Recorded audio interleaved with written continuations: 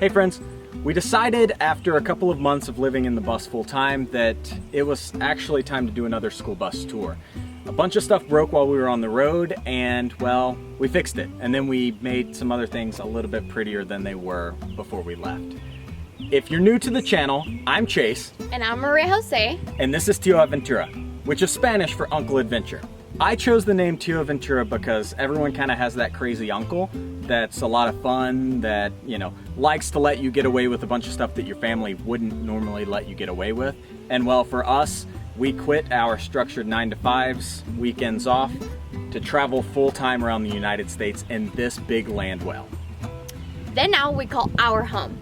If you're not part of our channel, make sure to subscribe so you can come along with us in this big adventure. So our bus is a 2004 Thomas MVP safety liner. The engine is right up here in the front. When we bought this, we paid $3,500 for it, and it had about 197,000 miles on it, give or take. I honestly don't even remember. It had about 190,000 miles on it. The bus has a Caterpillar inline 6 3126, a 7.2 liter engine. It's a powerhouse. Not necessarily for top end, but it has a lot of torque, so it gets us where we need to go. It is diesel. We tow a Jeep behind it, and we get about 9 miles per gallon with the Jeep in tow. Without the Jeep in tow, we were averaging somewhere around 11 miles per gallon. One question that we're asked all the time is, hey guys, why did you get a school bus instead of an RV or a travel trailer or a van or something like that? First off, the school bus is GVRW, so how much weight it can hold over the axles is 36,780 pounds. That's a lot of weight. We're not using a large majority of that potential, but it's there in case we needed it. Another thing is every line in our ceiling is a rib for the bus. And school buses are meant to be one of the most structurally sound things on the road, transporting kids to and from school. This school bus is meant to withstand its weight upside down. It's a perfect foundation with the powerhouse already in it for a really inexpensive amount of money. We were able to design our school bus from the floor up, and that's something that we really wanted that we wouldn't necessarily have had the opportunity to do in an RV or motorhome. So we have an exterior light monitor up at the top of the bus where our Bluetooth audio receiver is.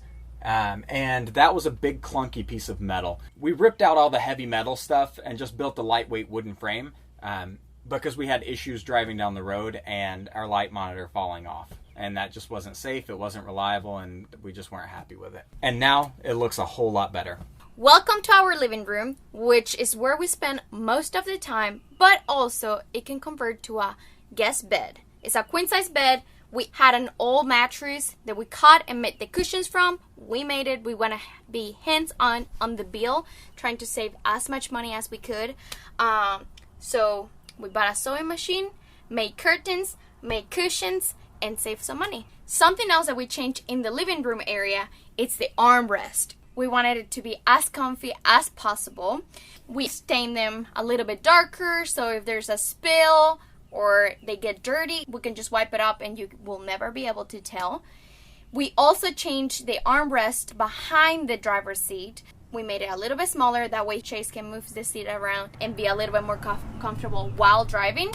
When we decided to buy a school bus, storage was one of the biggest things for us. That's why we went with bigger size bus and tried to plan so we could keep the most important things for us.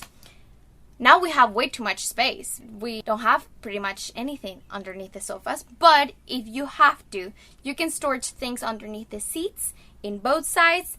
When we created the armrest on my side, that one has some storage underneath that you can put some blankets or, I don't know, towels if you need to storage towels, but for the moment we have some blankets. Last time in our oldest video, we didn't have seat belts because we didn't think about it, truly. But we got a lot of comments of people concerned about what I was doing while Chase was driving. So we installed 2 seat belts in each side of the sofa, so that way I'm safe while Chase is driving. Kitchen area, one of our favorite places inside the bus. I love to eat.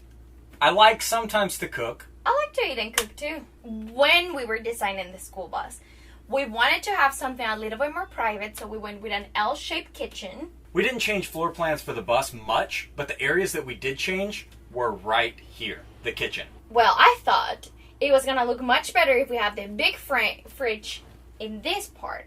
So it was more like an open area when you came inside the bus. But my concept prevailed.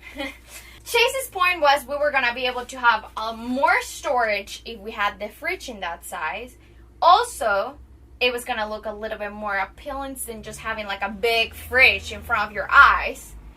And I have to agree, you're right today. Just this time. You guys heard it here first. So one of the things since we've been back in the Nashville area that we've done is updated the electrical system which powers this 110 refrigerator. And it is a full-size refrigerator. We chose it because it was significantly more efficient than some of the apartment-size fridges that we've been looking at. And, well, we weren't going to front the money to buy a 12-volt Dometic. So, guys, listen. I know you're excited about this. First, we updated our locks, and if you'll notice, they're on the opposite side that they were. Well, that's because I changed the doors. Few of the things that we changed here in the kitchen were clearly color of the cabinets. We used to have a more matte, semi-matte color. It was a light gray. It got dirty quick, and you can barely wipe it to clean it. So we went with a high gloss color, a little darker, more earthy tones to bring out a little bit of pop color to our school bus. We stay with a more like a bone color on the top.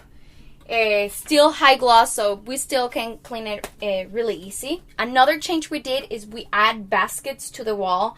There was just a dead space over there. We were not able to put like a full cabinet. So we found these pretty inexpensive baskets, and we just stored things that we used to just put in the sink while we were traveling. Another thing that I didn't show you last time that we got a lot of questions about is the storage in the kitchen area. And that's something that I would have appreciated when we start building our school bus. So I'm gonna show you our storage. We got some organization shelves where we can put our spices, canned food, and things that we don't use at the moment and don't have to be refrigerated. It was a great purchase because we clearly use it, and it makes our space a little bit more usable. Underneath the sink, it's a little bit more messy, but it gets things done. This, my friends, is our Cubic Mini Grizzly wood stove. A wood stove that has heated this school bus through very cold temperatures. We've had the bus in temperatures of around 20 degrees, and this thing has kept us warm. This was something that was a must-have for me when we bought the bus and started converting it. And man, let me tell you, I am so glad that we got it. Some of our friends have complained about the efficiency of their wood stoves, but just in the event that you're curious, we get about 4.5 hours burn time on a full load of wood, which for something this small is pretty awesome. We use white oak primarily as a wood source. One of the downsides to having a wood stove, though, if you are building a school bus or anything of the sort, is you have to commit a lot of storage space to house wood. So that should be something to consider. I really love this. I think Mariajosé likes it as well now that we have it. I would completely recommend putting these in your vehicle. Okay, friends, so now follow me and you can see the other half of our school bus. Something else that we changed while we were doing renovations to the bus is this little closet area. We truly didn't have a place to storage all our equipment for recording, making videos, taking pictures. We made some shelves where we can storage most of our equipment, pretty much all the equipment, and it has worked perfectly fine for us. It has a wood that is a little bigger so it doesn't let anything fall while we're driving, and I love it. Closet area, we have the same closets. We are going to show you a little bit more about our closets because I don't think we showed you the last time. So that way we get a lot of questions of storage, what we brought, how do we do with storage clothes. We did give away a lot of things, but we kept the most important. And we want to show you how we storage that. And here is our bedroom. We absolutely love it. We wanted to make it as cozy and nice as possible. We did do some updates on our room. We added some shelves to the back in the wall. we actually did our DIY where we recorded and show you guys. I absolutely love the final result. I think it adds some character and a little bit of color to our bedroom area. We stored some books that we're reading at the moment, candles, I don't know, whatever we feel like. One of Chase's requests when we were building the school bus was having a garage area. We decided to divide that wall and make it storage on top of the bed. We still don't use it. We do have like some papers and things in there, but we truly don't use all the storage we have. Another part that it's my favorite in the whole bus, it's my makeup area. I'm a makeup artist, and while giving my life to the road didn't mean that I was gonna give all my passion away. So we planned how it was gonna look. We got some IKEA cabinets where I'm able to store all my makeup. It doesn't work the best because my house pretty much moves all the time. It has worked for me so far. I'm planning on posting some of my makeup videos just because I get a lot of people requesting it on this channel.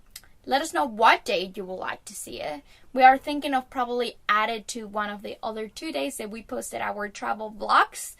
So just comment down below and tell us when would you like to see my makeup videos. But for me, I planned the entertainment area. So we brought a TV that we had in our home. We picked up this little media console cabinet from TJ Maxx on discount because it was broken, but it wasn't really. And then Mariajosé was nice enough to let me bring my Xbox and my PlayStation, which we've turned on all of about 3 times, maybe 5 times now that we've been on the road. There's not much to this. We have a digital antenna up on the roof, so no matter where we're at, we can get at least a couple local channels. We can watch some old spaghetti westerns, which I love. They put Mariajosé to sleep. And then it gives me a little space to have a junk drawer. When we did our renovations, we made our solar system significantly more efficient by removing about 25 feet of length of cable. So what that meant is we rerouted the wires from our solar panels to our charge controllers to a completely different area of the bus.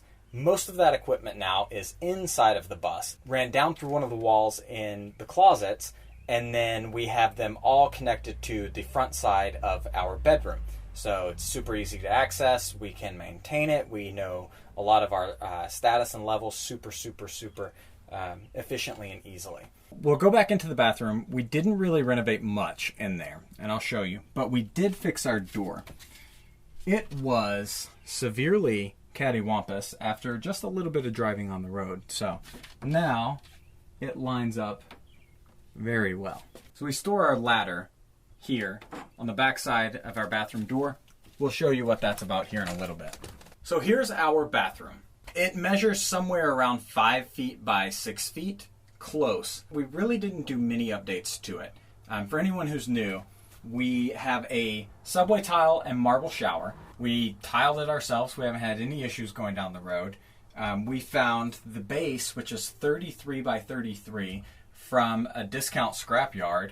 And then the rest of it, well, we just made it as comfy as we would have in a house. I guess the only updates that we do have in here from the last time is I updated some of the paint colors. We broke the mirror that was above the bathroom vanity. Yeah, twice, but not a whole lot's changed here.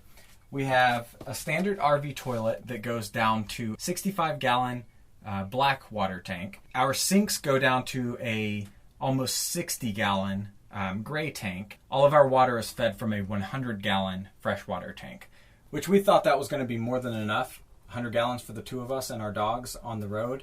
But now we're contemplating reorganizing some of our understorage and adding a second 100-gallon water tank, because water when you're boondocking is not as easily accessible as one might think. Here we are, our deck area. It was a must-have for Chase. For me, I didn't think we needed it, but now I truly love it. We spend most of our nights here just watching the sunset. It's a perfect spot for it. It's an 8x8 deck with staining. It's very durable. We actually even open a hole in the middle and we can put an umbrella and chairs for the summertime. So it's very comfortable. I would not change anything about this deck. We actually have quite a bit of storage on the bus, and like I said earlier, it's important for things like wood, fluids for the bus, other types of things. Let's just show you what we've got.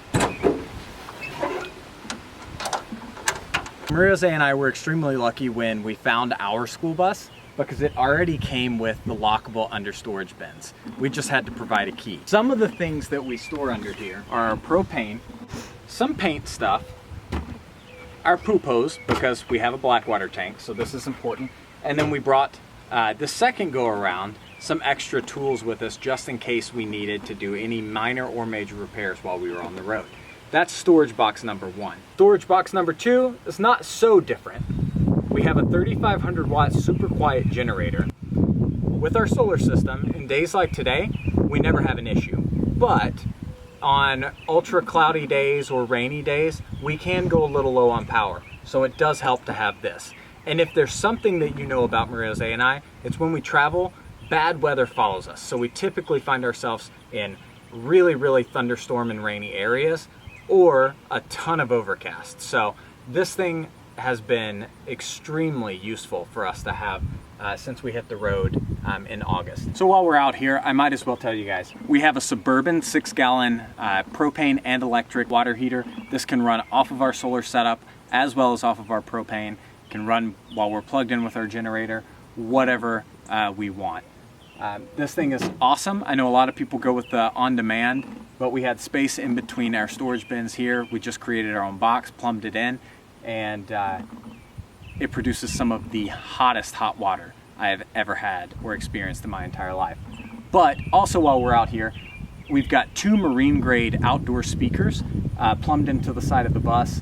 We love them for, you know, if we're sitting outside and we just want to listen to some tunes, or if we're at a big meetup in the middle of the desert and we want to play the Good, the Bad, and the Ugly soundtrack on blast. That's primarily what we've used them for. And now to the part that everyone wants to see, the garage space.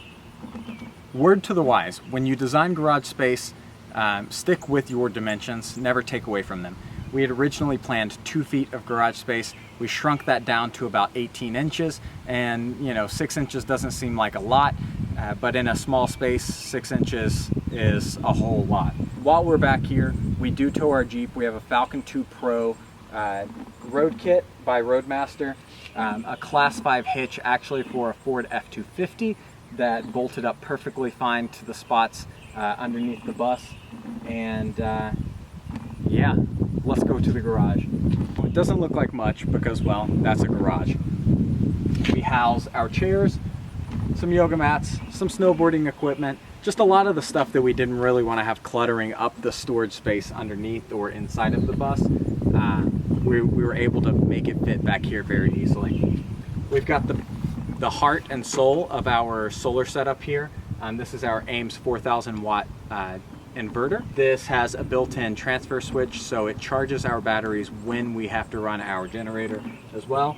And then underneath this rubber mat, we have our new placement for our VMAX tanks AGM batteries. These will be updated soon, but with all of the efficiency that we grabbed back by removing all that extra wire, we're gonna keep them for the time being. Something else we didn't show you last time is our outside shower. It was a must-have when we were planning the bus. It is connected to our 100-gallon of fresh water and our water heater. We use it in hot days in the summer when we're in the beach and we want to just quickly rinse off, but we use it the most with our dogs. Well friends, that wraps up the tour of our 250 square foot school bus tiny home on wheels. We appreciate you hanging in there with us. We did skim through a lot of things just for the sake of time, so if there's something that we didn't cover, we do invite you to ask the question down below. We see and try to respond to every single comment that we get. With that being said, don't forget to subscribe and be part of this big adventure. We posted 2 times a week our vlogs, now probably some makeup videos. Let us know down below what you think about that. And we share a lot of information about how we make this lifestyle work for us. Not just from the travel, but traveling with dogs, how we make money on the road. And for anyone who's contemplating living like this, whether it be in a van, a bus, or an RV, we always try and document the realities of it, so it's not always just a cakewalk. We hope you all have enjoyed today's video, And we hope to see you back soon. but it's now time to hit the road. Let's go.